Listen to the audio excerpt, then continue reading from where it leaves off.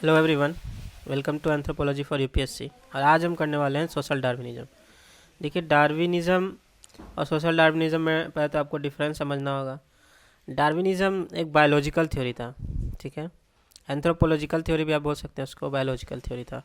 मतलब उसमें दो मेन बातें थी। पहला था नेचुरल सिलेक्शन, ठीक है, ये। और सेकेंड था सर्वाइवल ऑफ द फिटेस्ट। तो इन दो थ्योरीज के बेसिस पे हमने देखा था कि कैसे इवॉल्व हुआ है कोई भी ऑर्गेनिज्म। अब उसको सोशल कॉन्टेक्स्ट में अगर हम देखें, यानी कि नेचुरल सिलेक्शन और सर्वाइवल ऑफ द फिटेस्ट को सोशल सोसाइटी में लगा कर देखें, अप्लाई करके देखें, तो कुछ अलग पिक्चर निकल के आता है। वही हम लोग यहाँ समझने की कोशिश करेंगे। ये आपको 10 मार्कर में आ सकता है, ठीक है, या फिर किसी क्वेश्चन के पार्ट में आ सकता है, पेपर 1 में। तो देखिए, सोशल डार्विनिज्म एक लूज सेट ऑफ आइडियोलॉजीज़ है जो कि लेट 1800s में इवॉल्व हुआ था, in which Charles Darwin theory of evolution by natural selection was used to justify certain political, social and economic views। तो सबसे पहले हम लोग इसको हाईलाइट कर लेते हैं।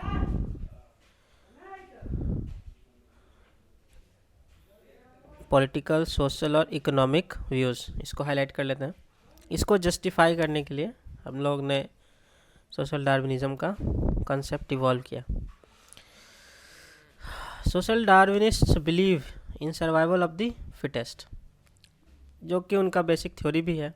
The idea that certain people become powerful in society because they are innately better. कुछ लोग जो है सोसाइटी में वो पावरफुल हो जाते हैं, बिकम पावरफुल, क्योंकि वो इनेटली बेटर होते हैं, ठीक है। इनेटली बेटर मतलब वो जन्म से ही उन, जैसे म्यूटेशन कैसे किसी को फेवर कर देता है किसी ऑर्गेनिज्म को, और कोई ऑर्गेनिज्म नेगेटिव में चला जाता है और वो डिक्लाइन हो जाता है, और कोई पॉजिटिव म्यूटेशन होता है तो वो आगे बढ़ जाता है। वैसे ही इनेटली कुछ लोगों में बहुत अच्छा गुण होता है और कुछ लोगों में ऐसा गुण होता है जो सोसाइटी में फ्लरिश करने के लिए ठीक नहीं है। तो उस तरह से कुछ लोग पावरफुल बन जाते हैं सोसाइटी में। फॉर एग्जांपल, जो पॉलिटिशियन को आप देखिएगा, पॉलिटिशियन टाइप के लोग होते हैं, वो बहुत ज़्यादा एजुकेटेड नहीं होते हैं, उनका बहुत हाई आईक्यू नहीं होता है, लेकिन उनके अंदर एक मास मोबिलाइजेशन करने का एक क्वालिटी होता है, एक अच्छा स्पीच देने का क्वालिटी होता है, जिसकी वजह से वो लोगों को अट्रैक्ट करते हैं।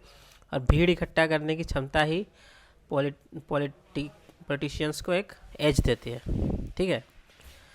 नेक्स्ट है कि it has been use to justify imperialism, racism and social inequality. तो देखिए, इम्पीरियलिज्म आपको पता है, किंग वाला कॉन्सेप्ट। तो भाई अब किंग कैसे बोल देगा कि हम तुम्हारे जैसे हैं, हम तुमसे अच्छा है, यही बोलेगा, इसलिए हम तुम पे रूल कर रहे हैं, तो इसको जस्टिफाई कर रहे हैं। रेसिज्म, वाइट और ब्लैक के बीच का रेसिज्म, अमेरिका सबसे ज़्यादा अमेरिका में होता है रेसिज्म, और वो लोग दुनिया को ज्ञान देते रहते हैं ह्यूमन राइट्स का। फिर social inequality, rich and poor का, जो कि सोशल अनइक्वालिटी आपको हर कंट्री में मिल जाएगा, इंडिया से लेकर हर जगह। तो जो रिच है वो कहता है कि भाई हम मेहनत करते हैं, हम बहुत अच्छे हैं, मेरा आईक्यू ज़्यादा है, इसलिए हम अच्छा लाइफस्टाइल जी रहे हैं, जो तुम गरीब हो क्योंकि तुमको दिमाग कम है। इस तरह से जस्टिफाई किया गया है, हालांकि ये बिल्कुल ही गलत है, ठीक है। तो ये आंसर एक बस कंसेप्ट को बता रहा है, सही और गलत को नहीं यहाँ पे हम लोग जस्टिफाई कर रहे हैं, ठीक है। नेक्स्ट है कि such views also stress competition between individuals in largest fair capitalism. जैसे कि लार्जेस्ट फेयर क्या होता है, सबसे पहले ये देख लेते हैं। Allowing private business without government control, जहाँ पे मतलब बिजनेस को गवर्नमेंट नहीं कंट्रोल करे, जैसे फ्री मार्केट जिसको बोलते हैं हम लोग। तो उस कंडीशन में भी ये थ्योरी अप्लाई होता है कि जब, जैसे suppose Adani and Ambani are competing, okay, Adani and Ambani नहीं, चलिए अंबानी, इनमें दो भाई है, मुकेश और अनिल अंबानी। तो एक भाई बहुत आगे बढ़ गया, एक भाई बहुत आगे नहीं बढ़ पाया। क्यों? क्योंकि एक बहुत अच्छा हो, अपने आप को मान सकता है कि हम इनेटली बेटर है, मुकेश भाई जियो वाले, और जो अनिल भाई हैं वो इनेटली बेटर नहीं है, इसलिए वो पीछे रह गया। ऐसा मतलब हम लोग थ्योरी दे सकते हैं।